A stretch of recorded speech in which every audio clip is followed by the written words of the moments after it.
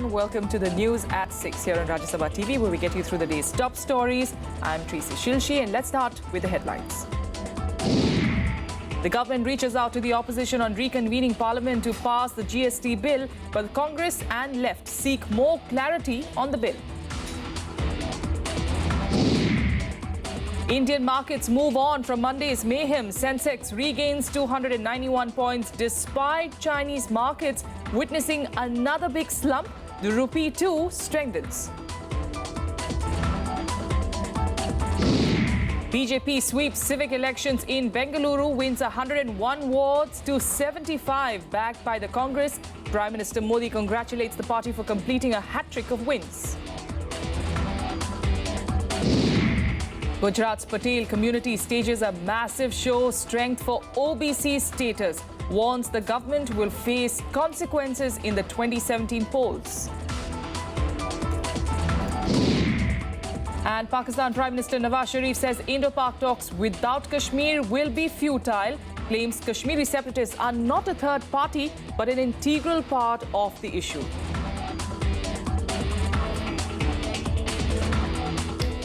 Our top story this evening, the government is planning to reconvene Parliament to make another attempt to pass the GST bill. It has also reached out to opposition parties to build a consensus on the matter. Despite several attempts, the government failed to move the bill in the upper house, remember, during the monsoon session, where it seeks a two-thirds majority to pave way for the new tax regime. Continuous disruptions during the monsoon session had stalled key legislations, including the GST bill. Now, about 2 weeks after the session was adjourned sine die, the government is eyeing a special session to seek passage for GST. The initiative comes a day after rupee registered a sharp fall and the markets witnessed one of the biggest single-day loss. The government believes the GST bill will help boost economic growth at the time of global crisis. The delay in passing of the GST bill will hamper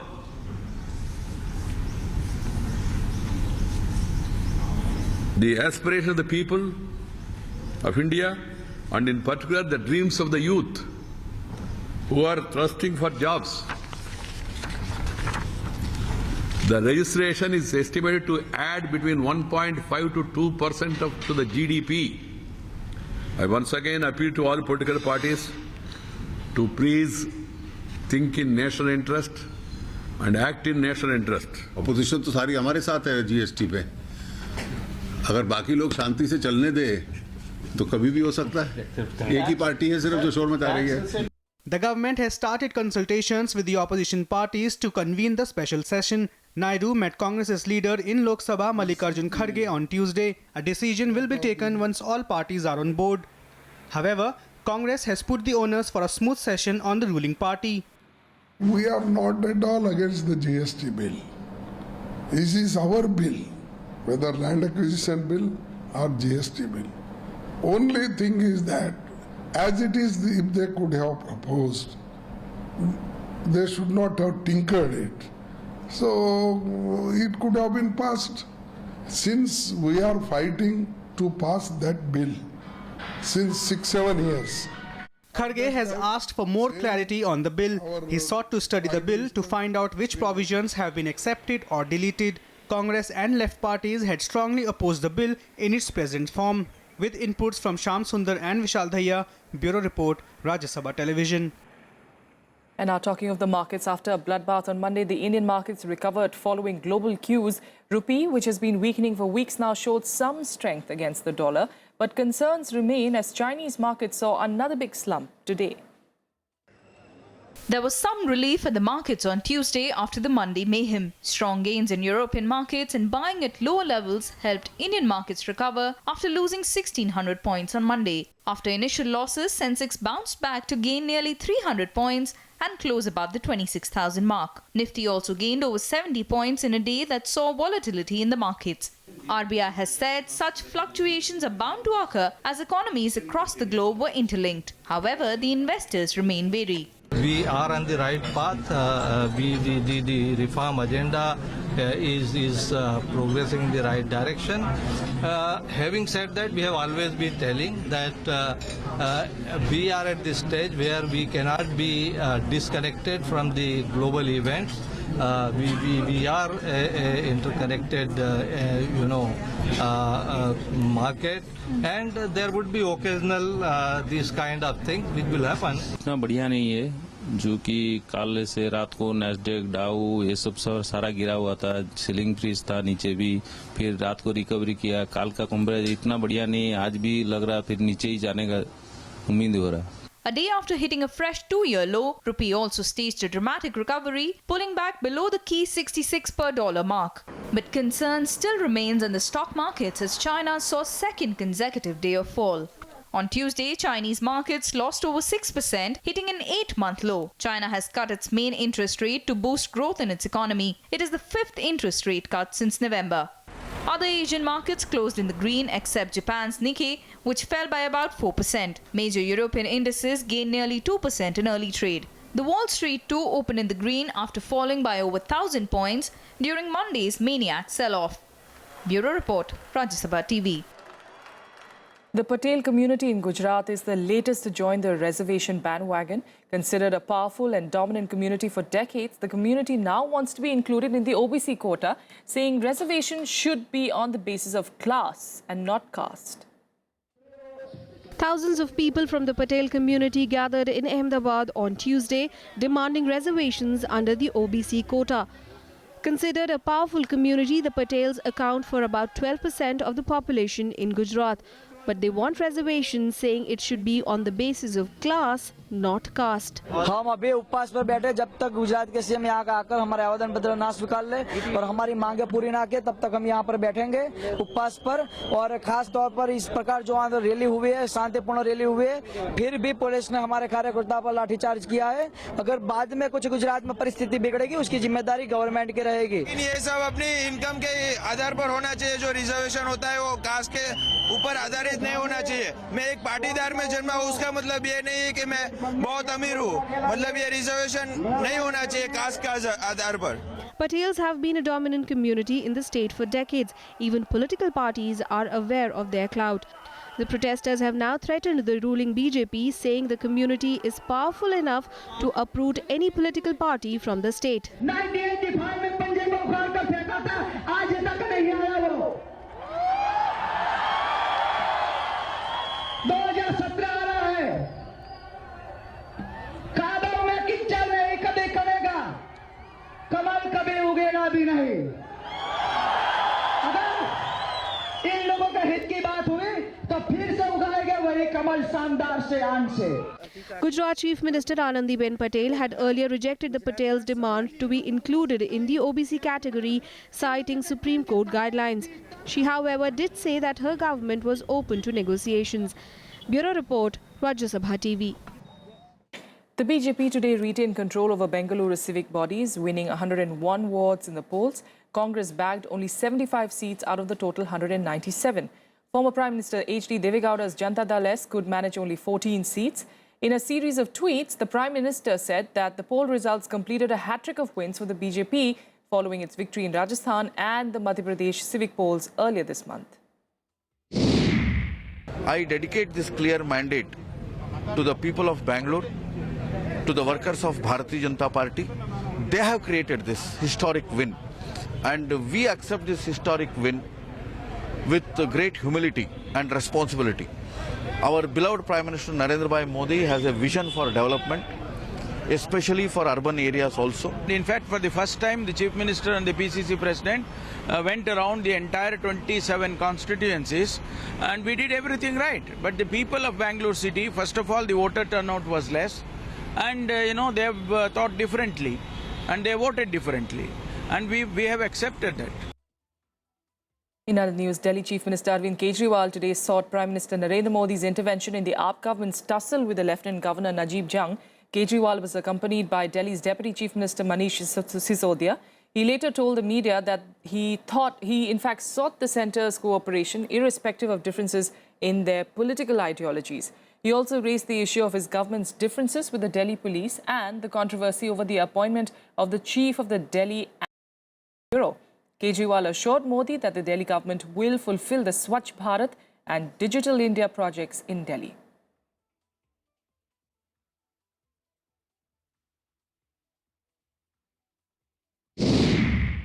आप skill India चाहते हैं, हम दिल्ली में skill India करके दिखाएंगे, हम दिल्ली के अंदर डिजिटल इंडिया करके दिखाएंगे, हम दिल्ली के अंदर आपको स्वच्छ भारत करके दिखाएंगे, दिल्ली के अंदर स्वच्छ दिल्ली करके दिखाएंगे, हम आपके सपने को पूरा करेंगे। लेकिन बहुत ज़रूरत है कि हमारे और आपके दिल्ली सरकार की और हमारी राजनीतिक विचारधाराएं जो हैं वो बीच में नहीं आनी चाहिए। Well, Andhra Pradesh Chief Minister N. Chandrababu Naidu also met Prime Minister Narendra Modi to plead the state's case for special category status. The discussion included pending issues in the Andhra Pradesh Reorganization Act, including educational institutions, the Polavaram project and the construction of the new capital, Amravati. Naidu also invited the Prime Minister to lay the foundation stone for the new capital. The central government is preparing a roadmap for implementing the key provisions of the Reorganization Act. The decision on special status, though, will be taken after reconciling it with the Finance Commission's recommendations. The Prime Minister was of the clear view that whatever is in the Act, that level of assistance has to be given to the state government. And therefore, the Vice Chairman of the Niti Aayog, Dr. Arvind Panigriya, has been asked to be in touch with the officers of the state government and to prepare a roadmap with regard to enforcement of each one of the provisions which I have just mentioned, which are in the Andhra Pradesh Reorganization Act, which are commitments of the whole country towards the growth and development of Andhra Pradesh. And now for more updates from across the country, let's take you nationwide.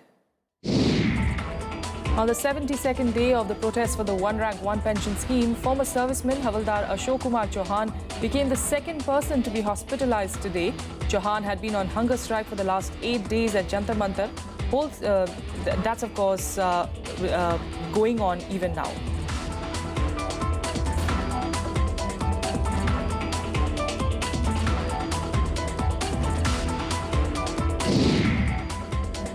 Wholesale prices of onion fell to below 50 rupees a kilo in Asia's biggest onion market in Lasalgaon, Maharashtra. Wholesale prices in Delhi's Azadpur Mandi also declined by 3 to 5 rupees per kilogram to 53 rupees on increase in new arrivals from Karnataka and Andhra Pradesh. However, prices in the rest of the country continue to hover around 80 rupees a kilo.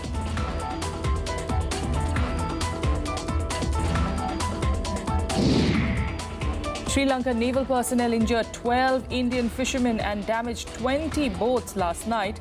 They reportedly came in 7 boats and beat the Indians up with sticks and stones.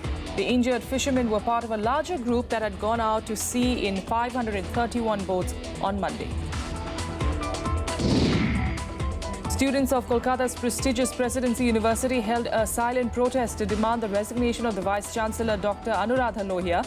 The students are protesting police action against what happened during West Bengal Chief Minister Mamata Banerjee's visit to the campus last week. The Vice-Chancellor has promised talks with the students.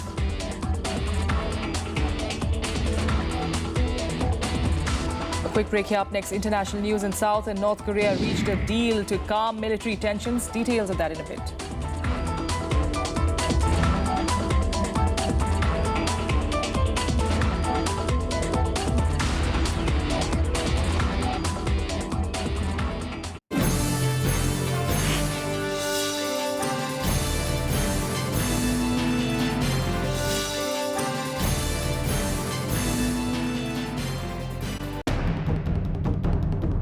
Right to Information Act. The question of political parties coming in its ambit. Centre tells Apex Court such a move cannot happen. Other reasons justified. Should political parties be subject to RTI? Watch the big picture at 6:30 p.m. on Rajya Sabha television.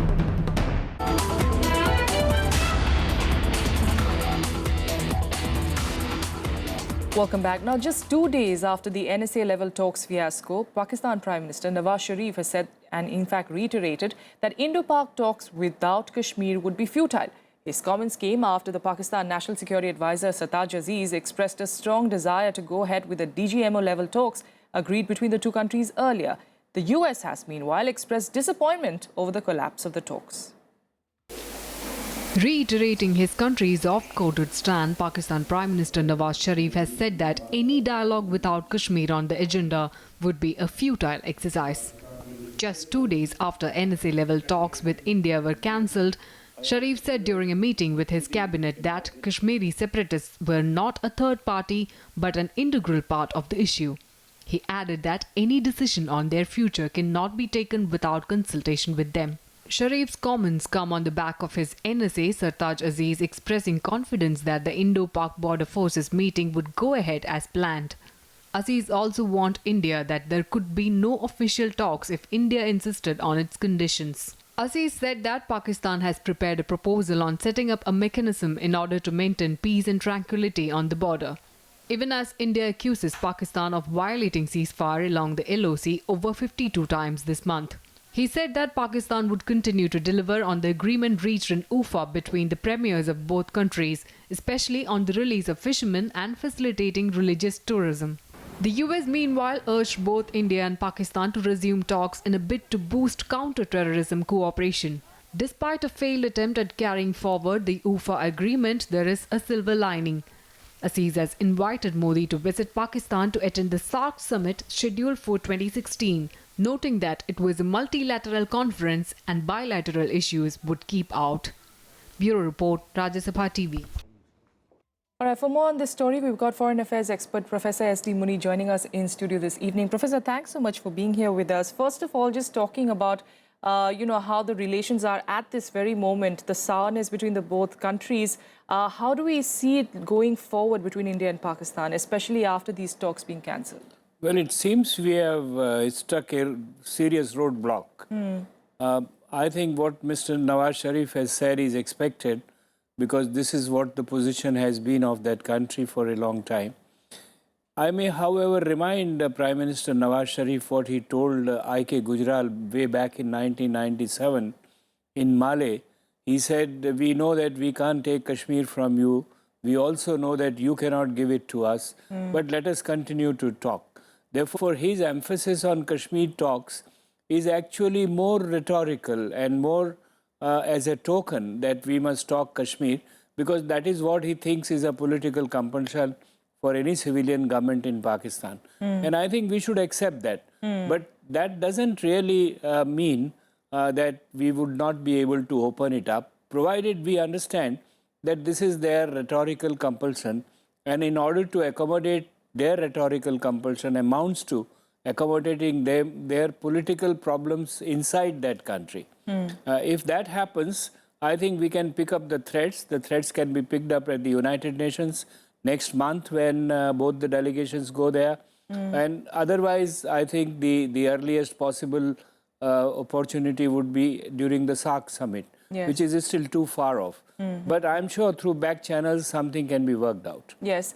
It's not just the Kashmir issue that Pakistan wants to pick up, but the very fact that they're giving that importance to the separatists as well.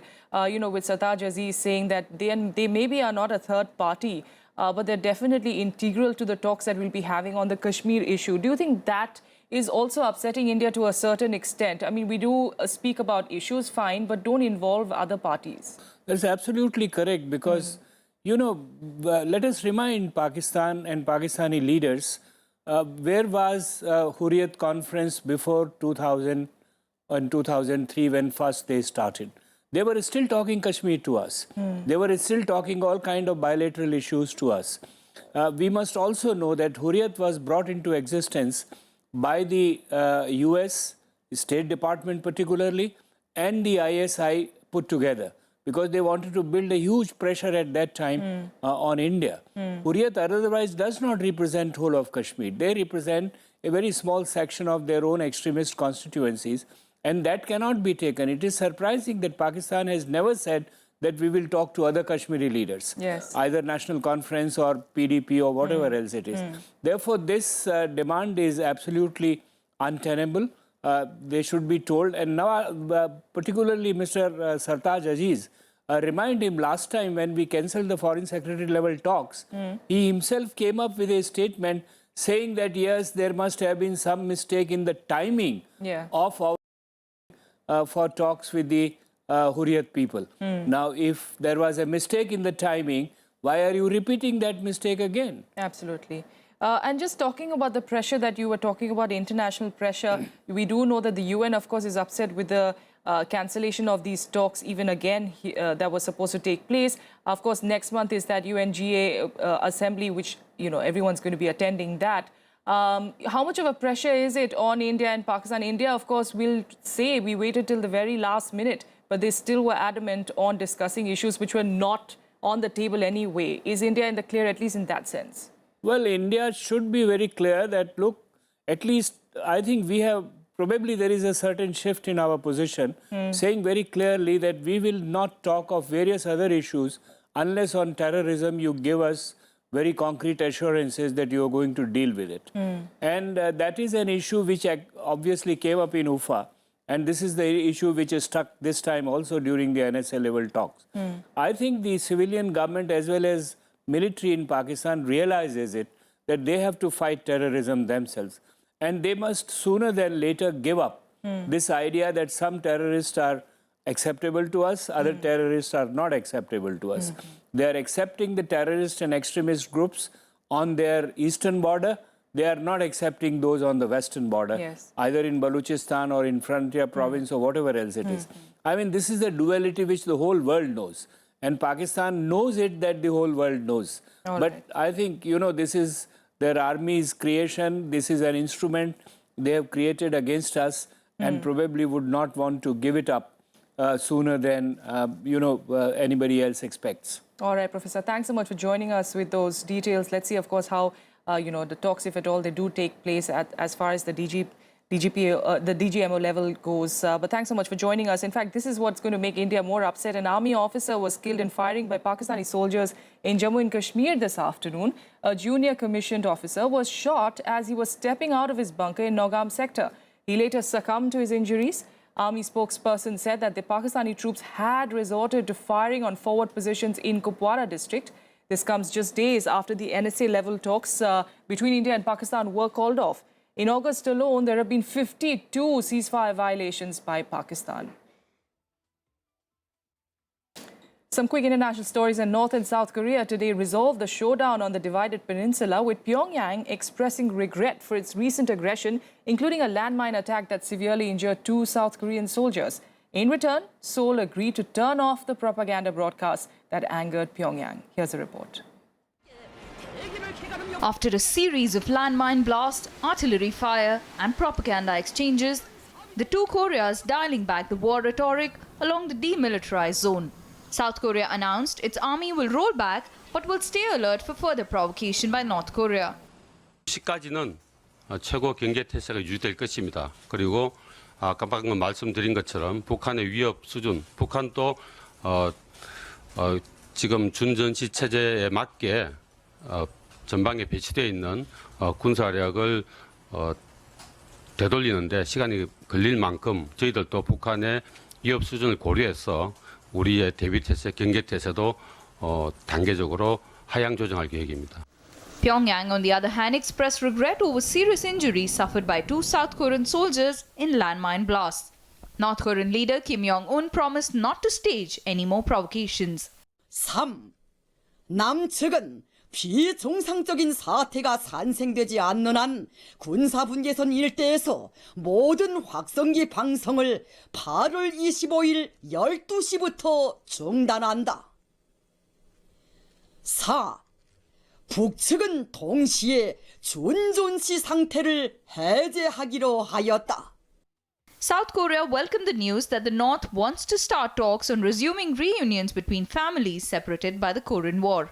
무력 충돌 없이 끝난 거에 대해서는 다행이라고 생각하는 한편, 또 이제 정부로서는 제 역할을 다해서 어떤 현재 상황에서는 최선의 결과를 이끌어냈다고 생각합니다. 전쟁이 난다고 해가지고 애들이랑 집에 있으면서 많이 불안한 마음도 있고 했는데 협상이 잘 돼서 지금은 좀 불안한 마음이 좀 줄어든 상태고요. 그래도 추후에 혹시나 또 이런 일이 또 다시 일어날까 봐 걱정은 돼요. Families were separated during the Korean War that divided the peninsula in the 1950s. It's the resolution of a long-standing emotive issue that Washington, the United Nations and Beijing have eagerly welcomed. Bureau Report, Rajya Sabha TV. And that's all we have for you on the news at 6. But coming up after a break is the big picture. Stay with us.